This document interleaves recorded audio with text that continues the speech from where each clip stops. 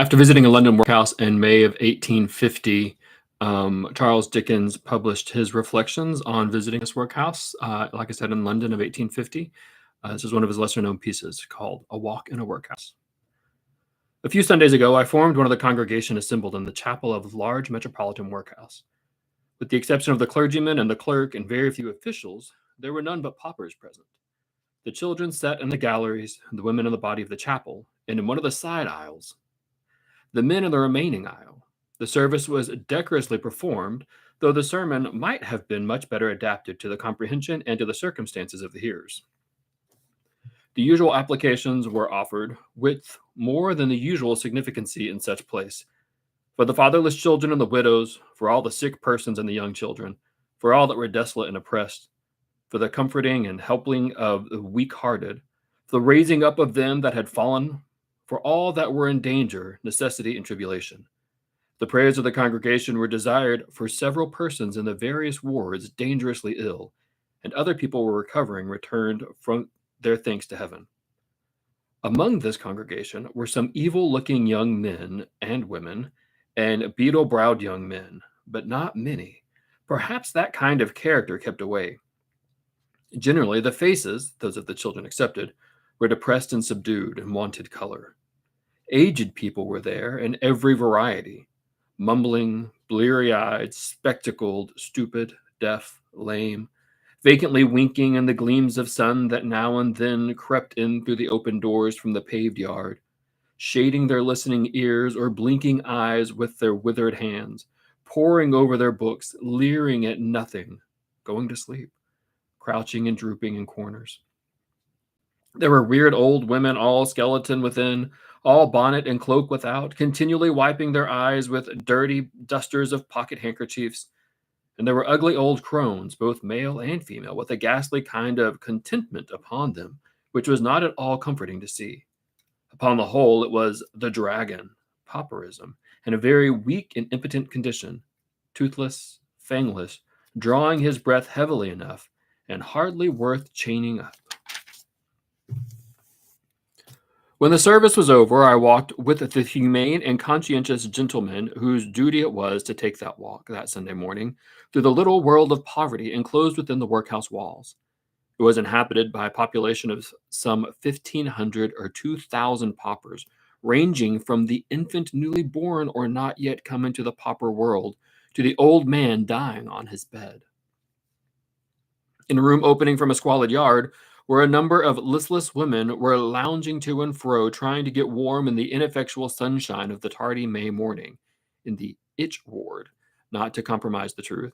A woman such as Hogarth has often drawn, has hurriedly getting on her gown before a dusty fire.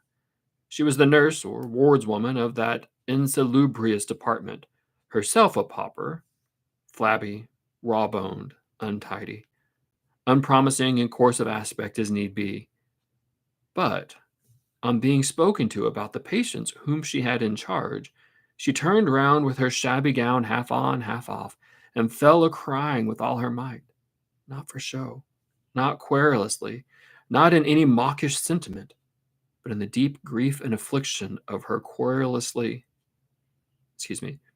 but in the deep grief and affliction of her heart, turning away her disheveled head, sobbing most bitterly, wringing her hands and letting fall abundance of great tears that choked her utterance. What was the matter with the nurse of the itch ward? Oh, the dropped child was dead.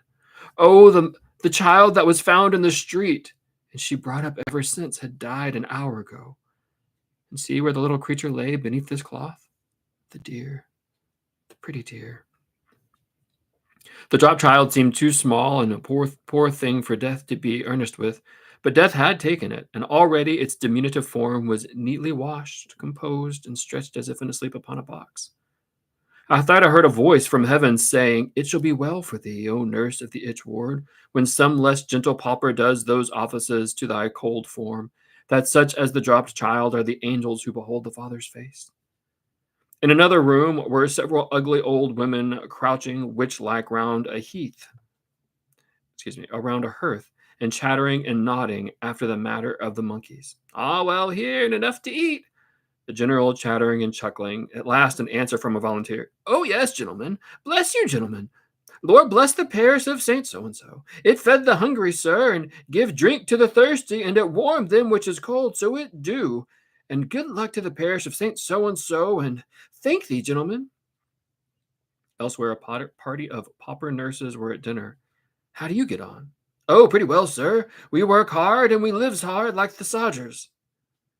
In another room, a kind of purgatory or place of transition, 6 or 8 noisy madwomen were gathered together under the superintendence of the sane attendant. Among them was a girl of 2 or 3 and 20, very prettily dressed, of most respectable appearance, and good manners, who had been brought in from the house where she had lived as domestic servant, having, I suppose, no friends, on account of being subject to epileptic fits, and requiring to be removed under the influence of a very bad one. She was by no means of the same stuff, or the same breeding, or the same experience, or in the same state of mind as those by whom she was surrounded, and she pathetically complained that the daily association and the nightly noise made her worse, and was driving her mad, which was perfectly evident. The case was noted for inquiry and redress, but she said she had already been there for some weeks. If this girl had stolen her mistress's watch, I do not hesitate to say that she would, in all probability, have been infinitely better off.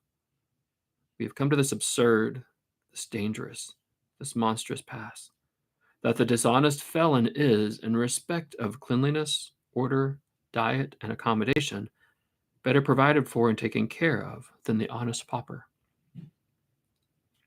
And this conveys no special imputation of the workhouse of the parish of Saint So-and-so, where, on the contrary, I saw many things to commend. It was very agreeable, recollecting that most infamous and atrocious enormity committed at Tooting, an enormity which, 100 years hence, will still be vividly remembered in the byways of English life, and which has done more to engender a gloomy discontent and suspicious among many thousand of the people than all the Chartist leaders could have done in their lives. To find the pauper children in this workhouse looking robust and well, and apparently the objects of very great care. In the infant school, a large, light, airy room at the top of the building, the little creatures, being at dinner and eating their potatoes heartily, were not cowed by the presence of strange visitors, but stretched out their small hands to be shaken with a very pleasant confidence. And it was comfortable to see 2 mangy pauper rocking horses rampant in the corner. In the girls' school, where the dinner was also in progress, everything bore a cheerful and healthy aspect. The meal was over. The meal was over in the boys' school by the time of our arrival there, and the room was not yet quite rearranged. But the boys were roaming unrestrained about a large and airy yard, as any other schoolboys might have done. Some of them had been drawing large ships upon the schoolroom wall, and if they had a mast with shrouds and stays set up for the practice, as they would have in the Middlesex House of Correction, it would be so much the better. At present, if a boy should feel a strong impulse upon him to learn the art of going aloft, he could only gratify it, I presume, as the men and women paupers gratify their aspirations after bedding, board, and lodging, by smashing as many workhouse windows as possible and being promoted to prison. In one place, the Newgate of the workhouse, a company of boys and youths were locked up in a yard alone, their day room being a kind of kennel, where the casual poor used formerly to be littered down at night. Divers of them had been there some long time. "Are they never going away?" was the natural inquiry. "Most of them are crippled in some form or other," said the wardsman, "and not fit for anything. They slunk about like dispirited wolves or hyenas, and made a pounce at their food when it was served them, much as those animals do." The big-headed idiot shuffling his feet along the pavement in the sunlight outside was a more agreeable object every way. Groves of babies in arms, groves of mothers and other sick women in the bed, groves of lunatics, jungles of men in stone-paved downstairs day rooms waiting for their dinners, longer and longer groves of old people in upstairs infirmary wards, wearing out life, God knows how. This was the scenery through which the walk lay for 2 hours. In some of these later chambers, There were pictures stuck against the walls and a neatly display of crockery and pewter on a kind of sideboard. Now and then it was a treat to see a plant or two. In almost every ward there was a cat. And all of these long walks of aged and infirm, some people were bedridden and had been for a long time. Some were sitting on their beds half naked, some dying in their beds, some out of bed and sitting at a table near the fire. A sullen or lethargic indifference to what was asked, a blunted sensibility to everything but warmth and food, a moody absence of complaint as being of no use, a dogged silence and a resentful desire to be left alone again, I thought were generally apparent. On our walking into the midst of one of these dreary perspectives of old men, nearly the following little dialogue took place, the nurse not being immediately at hand. All well here? No answer. A man in a Scotch cap, sitting among others on a form at the table, eating out of a tin porringer, pushes back his cap a little to look at us, claps it down on his forehead again with the palm of his hand, and goes on eating. All well here? I repeated. No answer. Another old man sitting on his bed, paralytically peeling a boiled potato, lifts his head and stares. Enough to eat? No answer. Another old man in bed turns himself and coughs. How are you today? To the last old man. That old man says nothing, but another old man, a tall man of very good address, speaking with perfect correctness, comes forward from somewhere and volunteers an answer. The reply almost always proceeds from a volunteer and not from the person looked at or spoken to. We're very old, sir, in a mild, distinct voice. We can't expect to be well, most of us. Are you comfortable? I have no complaints to make, sir. With a half shake of his head, a half shrug of his shoulders, and a kind of apologetic smile. Enough to eat? Why, sir, I have but a poor appetite. With the same air as before, and yet I get through my allowance very easily. But, showing a porter with a Sunday dinner in it, here is a portion of mutton and 3 potatoes. You can't starve on that. Oh, dear, no, sir, with the same apologetic air. Not starve. What do you want? We have very little bread, sir. It's an exceedingly small quantity of bread. The nurse, who is now rubbing her hands at the questioner's elbow, interferes with, It ain't muchly Raleigh, sir. You see, they've only 6 ounces a day, and when they've took their breakfast, they can only be a little left for night, sir.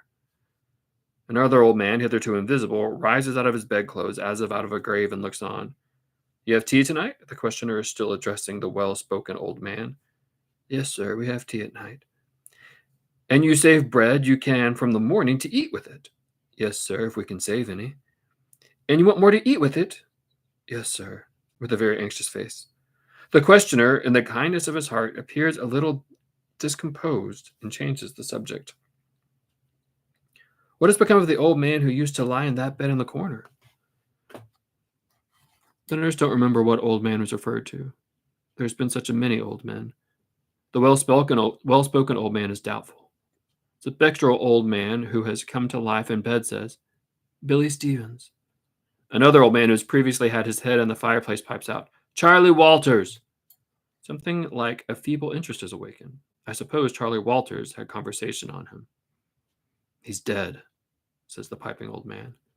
Another old man with one eye screwed up hastily displaces the piping old man and says, Yes, Charlie Walters died in that bed and Billy Stevens, persists the spectral old man. No.